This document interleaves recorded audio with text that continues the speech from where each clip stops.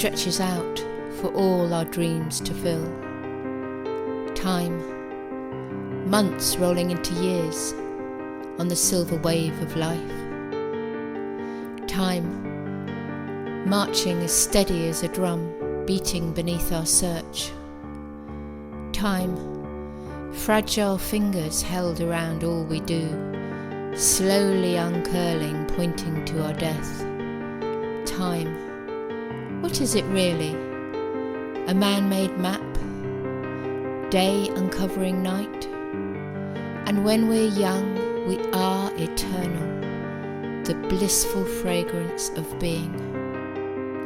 Then the tumbling of time makes us want to stop. The clock, the hours, minutes, the tick-tock. Time's running now, fiercely gathering, a blazing fire through Tinderland, burning our existence, banishing what we were. Let us have a bit more. Let us turn it back. Let us be young again and scribble out our mistakes. But time waits for no one.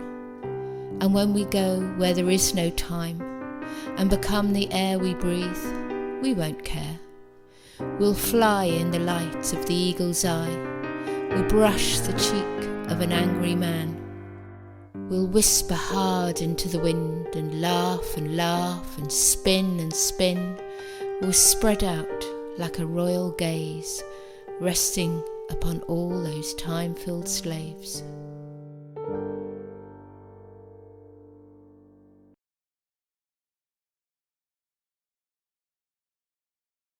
I'm going to be talking to Rebecca Faro from Andalusia, southern Spain. Rebecca has a website called Dancing Inside Out. She runs a program which incorporates something she's developed called movement maps. I have a testimonial I'm going to read out from one of her participants, and I think that gives a good example of what she does and what she offers to people. When I first started working with Rebecca, I didn't really understand what movement maps were or why they were named such. But after the first session, it all started to become clear and has got more clear with each session. I finally found myself looking at the map I had drawn, signposted along the way to help me remember who I am, to guide me along the path to the places I meant to go. They're not a one-size-fits-all directions, they're just for me. Rebecca's guidance speaks of exquisite mastery of our body-mind complex.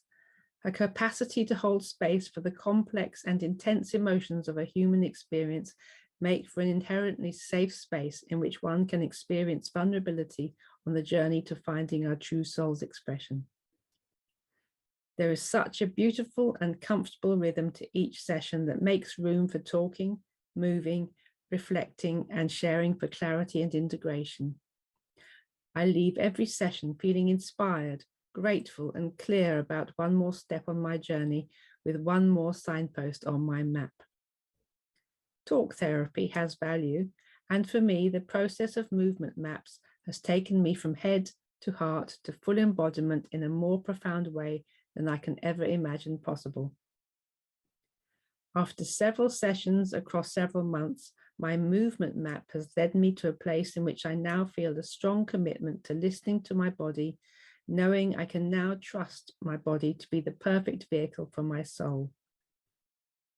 For a woman in this world, trusting my body completely is a gift beyond any I could imagine, and I'm deeply grateful to Rebecca for being on this journey with me.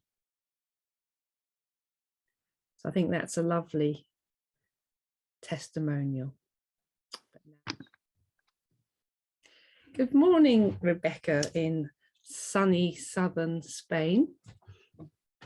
Hello. Welcome to our Dance-Wise chat.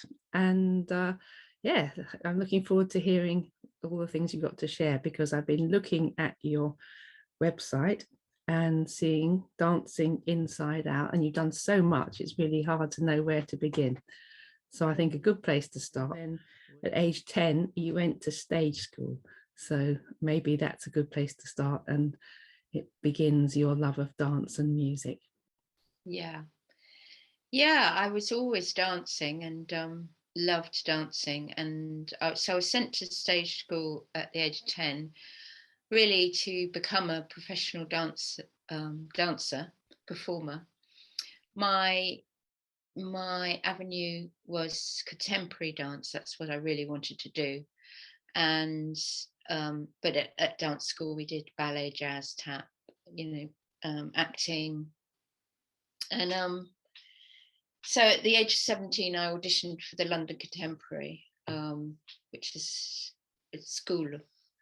um, it was it's quite a scary audition because there were 80 of us in the morning, and somebody just came round and thinned people out till there was 4 of us in the afternoon. I had to show a choreography, and also during the whole day audition I had a physical medical, so I had to wait for 2 weeks for this letter to come. And then I found out that they said they accepted me on my dance, but I had a back problem that I had no idea I had. So that came as a big shock for me. And for a while I was told by the doctors to give up dance because I had scoliosis and I had a 2 vertebrae with spina bifida in, actually.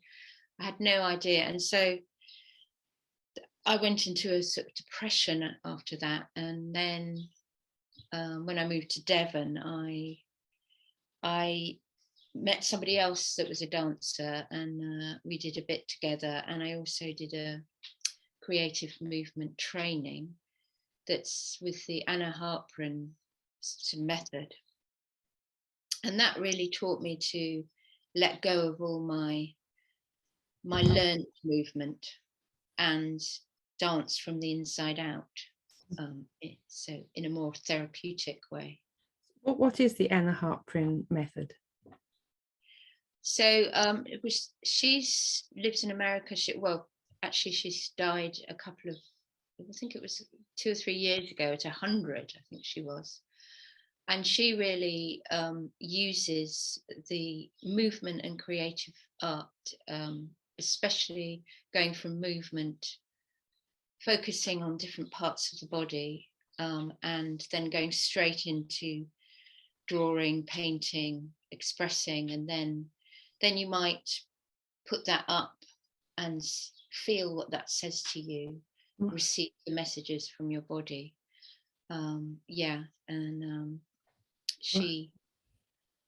She was very well known in her time, and very powerful method.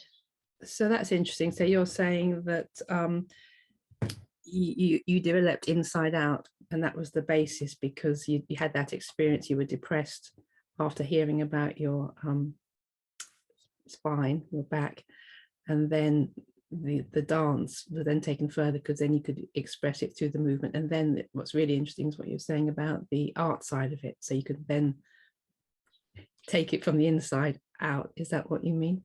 Yeah.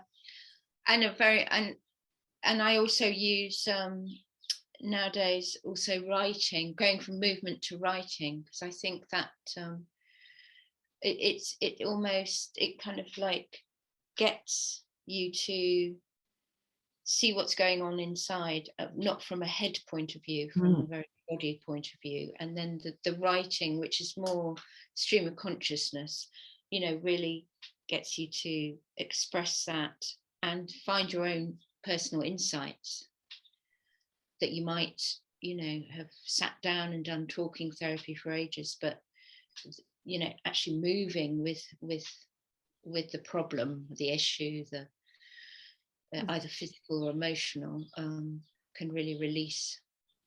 So you work with people on a one-to-one basis, do you, as well as groups and online? Because I know with the recent past 2 years, people have had to move online. So is that what you've been doing? Yes. I mean, I work at this centre here in Spain called Tica Romero, and I also run groups, usually with a theme, looking at a theme, sometimes death or I've worked with all sorts of themes, moving through self-esteem issues and stuff like that. So I work, and then I've run online. When the pandemic first happened, I was like, oh my goodness, I don't know how you can do movement online and all this, but I've found that you really can, and it's quite amazing. I do a once a month full moon dance online. That's just drop in, and then I've done several like courses of so many weeks. I've done one recently called Women Weaving Wisdom, with women going into their more mature years and looking at all the stuff around that. And yes, so I work in groups and also individually online. My individual online is called Movement Maps, and I call them that because I feel like it might start with talking about what's coming up for you, and then connecting to where it is in your body, and then finding some movement, some embodiment from that. I'll use music with that, and then going from that to writing or drawing, and then discussing, and I've had some very good results. So in the context of trauma release, can you give me an idea of perhaps like an individual who'd had, let's just say, childhood trauma or something, and how that would perhaps look to somebody doing your maps, movement maps? What might be the kind of outcome or the process if somebody wanted to work with you for that? Well, I working with someone recently, and they said that my work was very much like excavating, like taking I've worked with people with things like relationship problems, and really, I suppose I'm helping the person to get their own personal insights, because I feel like the body has all its body wisdom inside, and we so often get very disconnected and just come from here. Obviously we don't, and I feel like it's usually the person will need a few sessions, 4 or 5, 6, to really work through a process and get find their own insights. Because I saw on your website you say forget the steps and follow your body, so that's what you're saying, that the map, we've got the map inside us, and it's a case of uncovering all the dirt on top of the map so that you can find the pathway. That's very well put. It's very much about following your body. And it's a very simple but very powerful, because so often we don't, and overthink things, get anxious about things, and we have all the messages and all the wisdom inside, I believe. And as well as the movement, you are a poet, and we're going to share one of your poems in the video. But do you do the poetry with your participants as well, or is that a separate thing altogether? I mean, I have run creative writing groups, but I often get people to move from movement to writing a poem, or I find that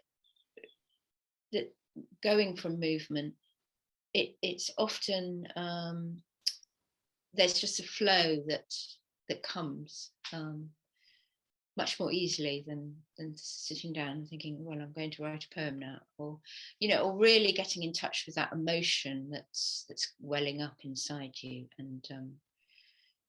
and being able to spill it over onto the paper, or into your body and then onto the paper. Yeah.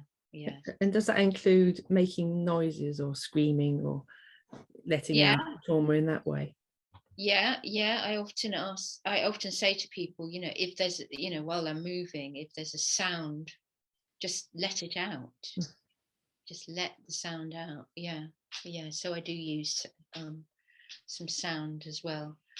Obviously, I'm not directing them. It's just a release, and it's so often, again, sort of we hold in rather than. And also with the breath, I've done a lot of rebirthing in my time, so I will sometimes get people to just breathe more deeply, or really when they're moving in a particular way, to focus on either the in-breath or the out-breath, to open up the body more, because breath really, as we know, just often we breathe very shallow. And for people who don't know about rebirthing, could you explain what that means and what it entails? Yeah, so rebirthing is it was founded originally by Leonard Orr, and it's a way of breathing where you take the in-breath and the out-breath, and usually we've got a pause, but you don't pause, and you breathe in and out and in and out, usually lying down, relaxed. Like a rapid breath? Yeah, it doesn't necessarily have to be very rapid, but it's just very, very connected. So you have connected, conscious breath. You can speed things up or slow things down, but it's just not to have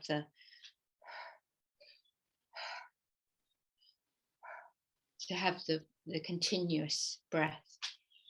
And I mean, it's called rebirthing. Sometimes people have birth experiences, but you don't always have to.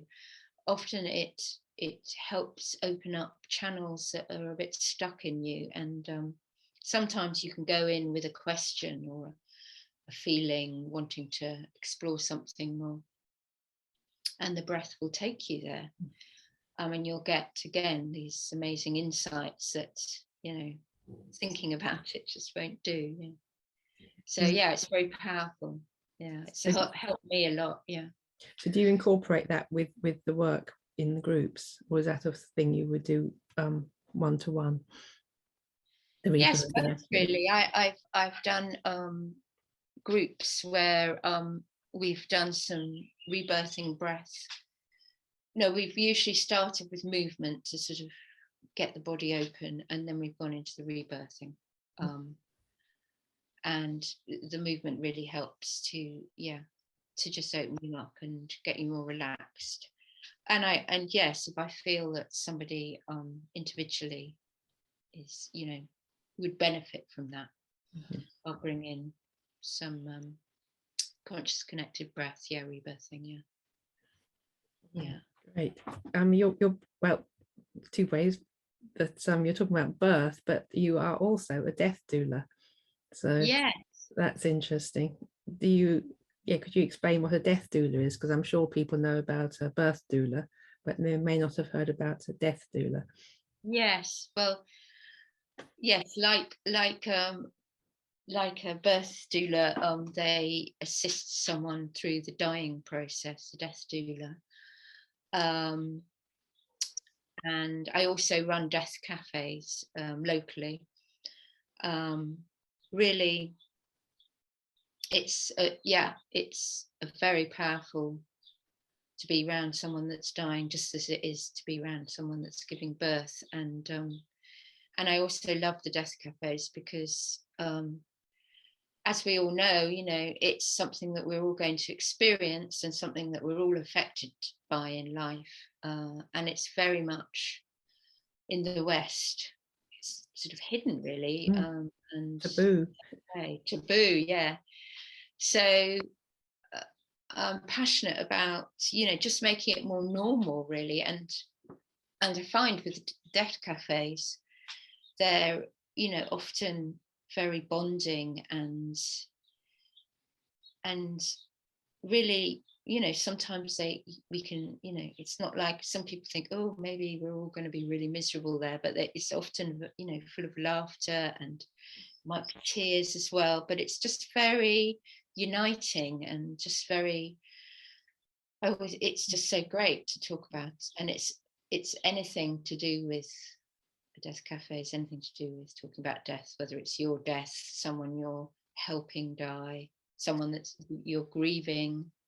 Because there's lots of people, I imagine, who again haven't heard of a death cafe. I've attended one once, but that was in Brighton, I think. But yes, they're not everywhere. So I think it's might be helpful to explain what a death cafe is. It's not just it might sound a bit strange. Yeah, it was originally founded by a man called John Underwood, and he was a Buddhist, and he was passionate about making death more upfront and just normal, and for people just to really look at life is impermanent. Everything's impermanent. Yeah. So it's just usually a couple of hours. You can look them up online. You can go and look up death cafes, and there should be some in your area. If not, there are some on Zoom. And you just go there, and it's very relaxed. There's no theme with a death cafe apart from death. And usually we have, an opening, and then we'll have some time to talk, and then we'll have a cup of tea and a piece of cake or biscuit, and then we'll come back and do some more talking and then finish. So they're very relaxed, easygoing. Mm-hmm. Mm-hmm. And I seem to remember that, yes, people who had perhaps had bereavement, they could then have a place to, often a lot of anger can come up, can't it, for people or in the grieving process, and that was a space for them to express that without feeling judged by it. Yeah, absolutely. Yeah. I mean, what they say with the death cafe is it's not, it's not a therapy group or anything, but it's, just come how you are, and you can have space to express what you need to express. Yeah. In a held and safe space. Yeah. Confidential. So from what you're saying, your whole offering is the celebration of the whole phase of life, the map from birth to death and the life in between, and celebration and expression, creative expression. Yeah. I mean, I've always also been very passionate about creativity, being such a need for us all, I feel, as human beings, a creative outlet. It certainly has been in my life, and again, it can be a bit sidelined, and how much joy that can bring one, and an expression and understanding about yourself and others. Yeah. Because I saw that on your website, you had also incorporated mask work, not the pandemic mask, but theatrical mask. Is that something you incorporate regularly, or is that a separate part of the performance arts? Yeah, because I also do performance as well. Yes, I mean with the masks. Yes, that's more like I would. I've done some group work where we make our own masks and then dance them, and then dance what's behind the mask, and because we all do wear masks in life, and it's very interesting to explore that. And how would they make the masks? You is that part of the process, or do they do it at home and then come to the session? Well, yeah, it depends. I mean, obviously I probably wouldn't, if I was just doing a day's workshop, I might just you can get these masks ready made, and then you can decorate them and put expression on them. But if I'm doing like a week at Cortico Romero, I'll get that. I can't remember what it's called. It's the kind of stuff that you actually put, you know, if you've got a plaster of Paris. Plaster of Paris, that's it. And we'll get people to mold their face, and obviously with Vaseline underneath so it comes off. And that's very powerful to see your own face. And then you can decorate it and put expression on it, and then you can put it back on and move through the mask. Yeah, so yes, that's I'm doing co-running a group at Cortico Romero at the end of September, and we'll probably do some mask work on that, because it's a whole week, so you can then let it dry and then put it back on. And you were saying earlier about you do a monthly full moon dance online. Is that correct with people? Could you tell me what a full moon dance would be about, and how it would be different each month or each season? Do you work with the seasons, for example? Well, what I do is it's a full moon dance workshop, so it's got other elements in it. So we start with tuning into the energies of the particular moon, because the moon is in a different sign each month. Like last month it was in Scorpio, so the energies of and you know, coming up, and it was also an eclipse, so it was a very intense full moon.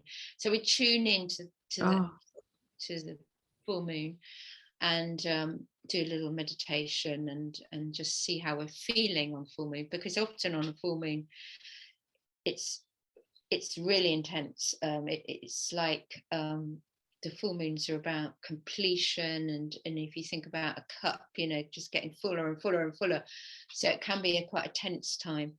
So, and then we do a bit of warm up to get into our bodies, and then we usually go into breakout rooms where I pose a couple of questions to reflect on, because it's always good to reflect on particular things on particular full moons. And then we'll do a movement journey, which a movement journey is embodying some of those reflections. Like we always start with a release dance, because it's always good to let go on a full moon. It's time to just let go of a few of those burdens and things.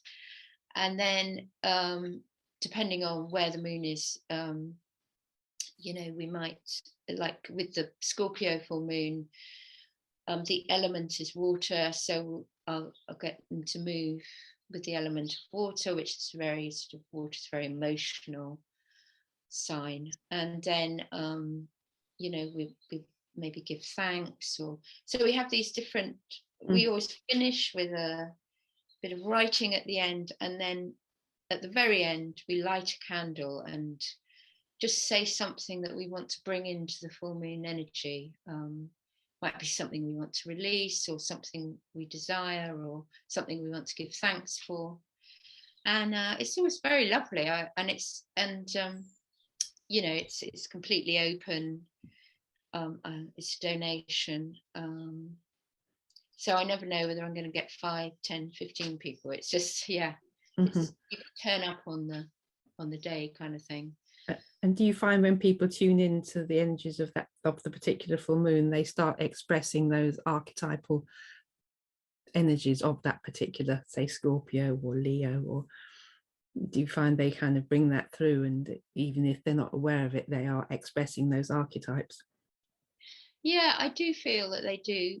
Or it might be that, you know, what's good about looking at all those elements is that it might be that you think, well, I'm a bit lacking in that area. I need a bit more fire or strength or water. I need to flow more in my life. I'm a bit stuck, you know. So you can look at what's really, you know, what you're embodying and what's a bit lacking, and you know, it's you can take measure of that. And so I love to do it also for myself, because I do find full moons quite intense, and you know, they bring things. It's very much, the full moon is very much bringing things that are in the shadow sometimes, but you're not really looking at, or maybe you're a bit shameful of, or and bringing them out. And if you can do that with self-compassion and not in a judgmental way, it's very healing. Yeah. The area where you live, which is near that retreat center, is there lots of different nationalities living there, or is it mostly Spanish, or who are the kind of people who come? Do you find it's a mixed bag? Yeah, there's a real mixed bag. I mean, we've got loads of extranjeros, which are foreigners, you know. Obviously we've got Spanish, we've got English, Dutch, German, Norwegian, and for some reason they've all come here, but it has made it a very alternative and creative space. There's lots of artists and people, you know, people that do creative stuff. There's also the Buddhist center, Osaling, up the mountain. You've got the Sufis. So there's a lot of different spiritual energies here. I think that's why people are drawn here. Right. Yeah. And are you aware of anything on the land which is attracting such a diverse range of people? Is there something in the land you're aware of, you know, like a sacred ley line or something? I think there is a ley line that goes through here. Yeah. I'm not kind of sure exactly what it is, but yeah. And the mountains are very powerful. I find them very kind of strong energy. And it's almost like it's a place where you come, they say you come here and it either embraces you or spits you out. A bit like Glastonbury, they call it the Glastonbury experience, don't they? You either go there for a while and then it spits you out. I think there's always there's always a time here where there's a trial period, you know, where often, you know, you might get triggering or full-on things happening, and it's whether you can move through them and stay, or you run back to safety, or yeah. So how many years you've been here now in Spain? Yeah, I've been here ages, actually. I've been here maybe 25 years, something like that. Yeah. And do you go back much to the UK? I know you do to teach some things, but yes. Well, before the pandemic, I was teaching in mainly London and Leeds, because my daughter was living in Leeds, and I was I had friends in London. Now my daughter's here actually, and my son's in Wales.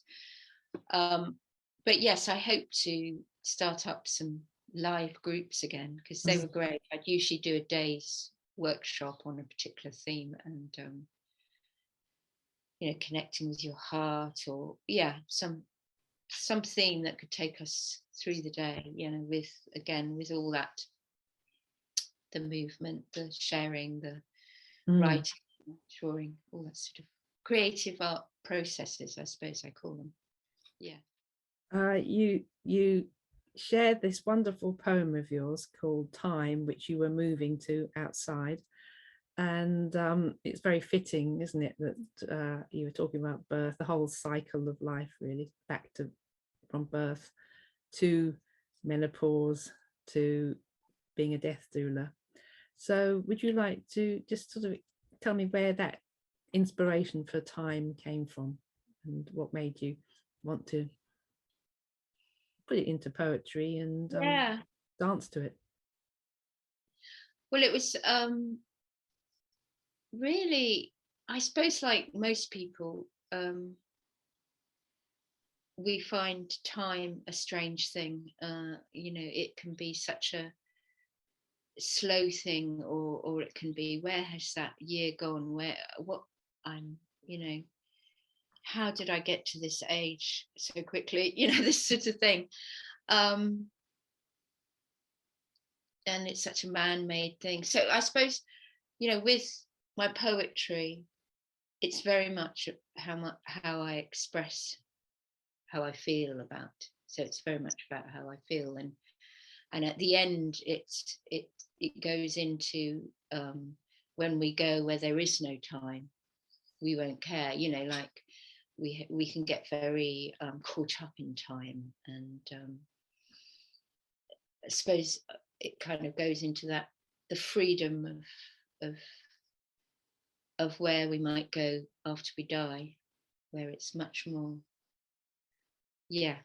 less caught up in that whole restrictive part of time.